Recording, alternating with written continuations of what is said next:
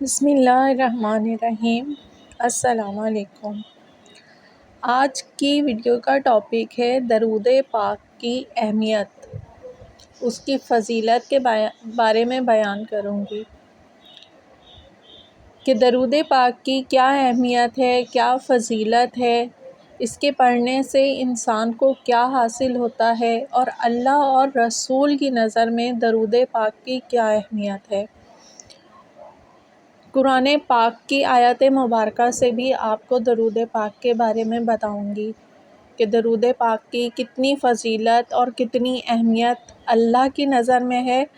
اور پھر درود پاک کی اہمیت خود رسول اللہ صلی اللہ علیہ وآلہ وسلم کی نظر میں کیا ہے کہ رسول اللہ صلی اللہ علیہ وآلہ وسلم خود فرماتے ہیں کہ وہ درود پاک جس میں میری آل کا ذکر نہ ہو وہ مجھ تک پہنچتا ہی نہیں، اور ہمارا کوئی بھی عمل بغیر درود پاک کے نہیں ہے۔ ہم نماز پڑھتے ہیں اس میں درود پاک، ہم دعا کرتے ہیں اس میں درود پاک، مطلب درود پاک کے بغیر ہمارا کوئی بھی عمل مکمل نہیں ہے۔ اور پھر وہ درود پاک جو اکثر لوگوں کو میں نے دیکھا ہے، اور میں ویڈیو بھی صرف اسی پرپس سے بنا رہی ہوں کہ اکثر لوگوں کو میں نے دیکھا ہے کہ وہ بولتے ہیں صلی اللہ علیہ وسلم، یہ ان کا درود پاک ہے، ٹھیک ہے۔ اب وہ پورا درود پاک، حالانکہ درود پاک کئی قسم کے ہیں، بہت سارے ہیں۔ درود ابراہیمی، اور درود ابراہیمی کا جو پہلا حصہ ہے وہ بیسک جو ہے درود کا جو ہے وہ حصہ ہے، مختصر جسے درود پاک کہا جائے، کہ جس میں محمد و آل محمد سب شامل ہو جاتے ہیں۔ لیکن بعض ایسے لوگ ہیں جو صرف اہل بیت سے بغض کی بنیاد پر و آل ہی بولنا مناسب نہیں سمجھتے،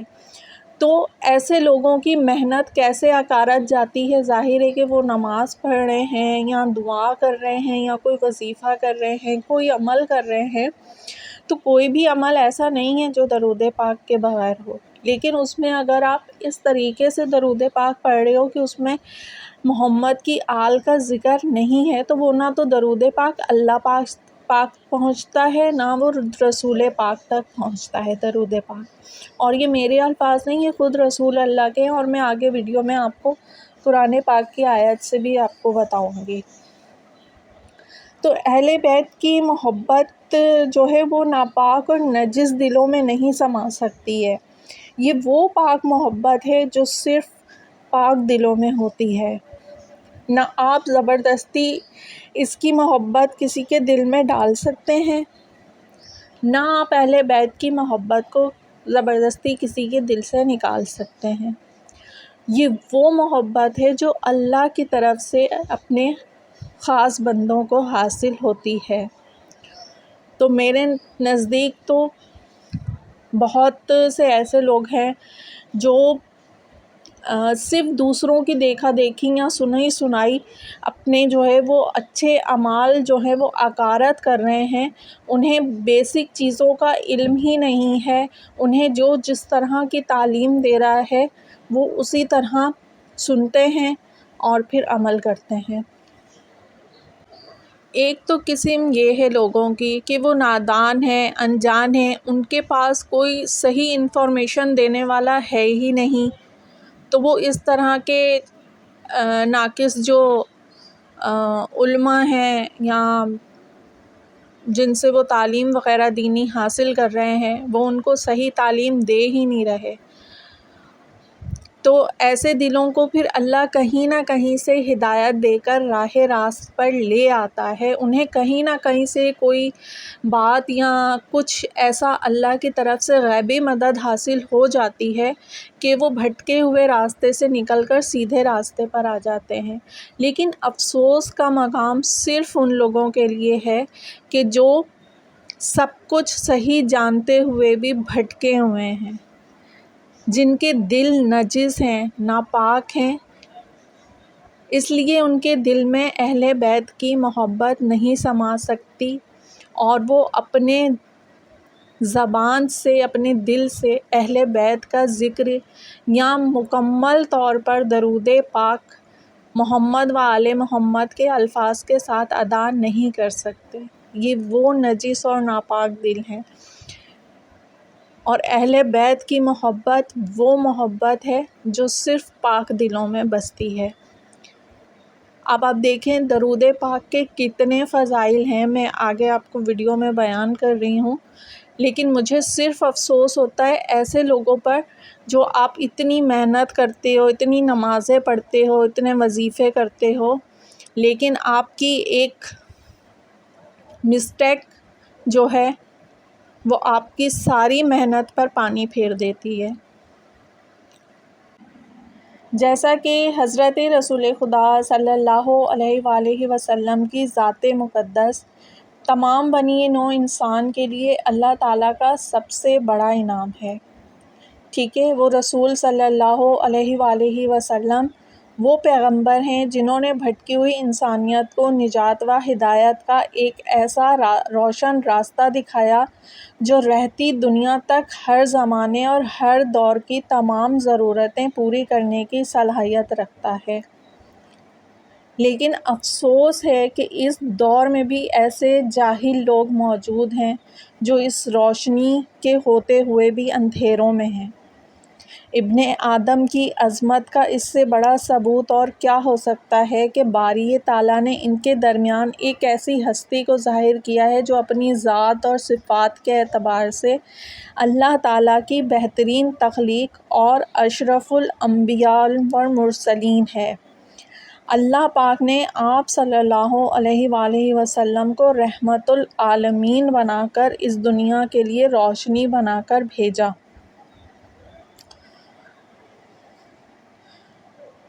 حضور صلی اللہ علیہ وآلہ وسلم پر درود بھیجنا ہر سچے مومن اور مسلمان پر لازم ہے، اور ایسے طریقے سے درود پاک جو اللہ تعالیٰ کے پاس مقبول اور پسندیدہ ہو۔ شکریہ ادا کرنے اور یاد کرنے کا بہترین طریقہ حضور اکرم صلی اللہ علیہ وآلہ وسلم کی خدمت اقدس میں درود شریف کی سوغات پیش کرنا ہے، جو خداوند عالم کو بہت پسند ہے، جس میں سورہ احزاب آیت نمبر 56 میں اللہ پاک فرماتے ہیں، میں اس کا ترجمہ پڑھ رہی ہوں: بے شک اللہ اور اس کے فرشتے درود بھیجتے ہیں اس غیب بتانے والے نبی پر، اے ایمان والو تم بھی ان پر درود بھیجو اور خوب سلام۔ چونکہ ہم رسول صلی اللہ علیہ وآلہ وسلم کے احسانات کا بدلہ چکانے سے عاجز ہیں، خدا تعالیٰ نے ہمارا عجز دیکھ کر ہم کو یہ آسان طریقہ سکھایا ہے کہ خوب درود و سلام پڑھو، جو دعا بھی ہے، دوا بھی ہے، سلام بھی ہے، سوغات بھی ہے، شکریہ بھی ہے اور عین عبادت بھی ہے۔ اب ہر مسلمان کا فرض ہے کہ جہاں تک ممکن ہو سکے خاتم المرسلین رحمت العالمین نبی صلی اللہ علیہ وآلہ وسلم پر زیادہ سے زیادہ درود پڑھتا رہے۔ یہ محض احسان مندی کا اظہار نہیں بلکہ عبادت کا درجہ بھی رکھتا ہے۔ اللہ تعالیٰ نے اس مادی دنیا میں جیسے پھولوں پھلوں کو الگ الگ رنگت اور خوشبو دی ہے، لیکن سب پھولوں کا سردار گلاب ہے اور سب پھلوں کا سردار آم ہے، ایسے درود شریف کو عبادت میں خاص امتیاز حاصل ہے، یہ بھی عبادت کا تاج ہے۔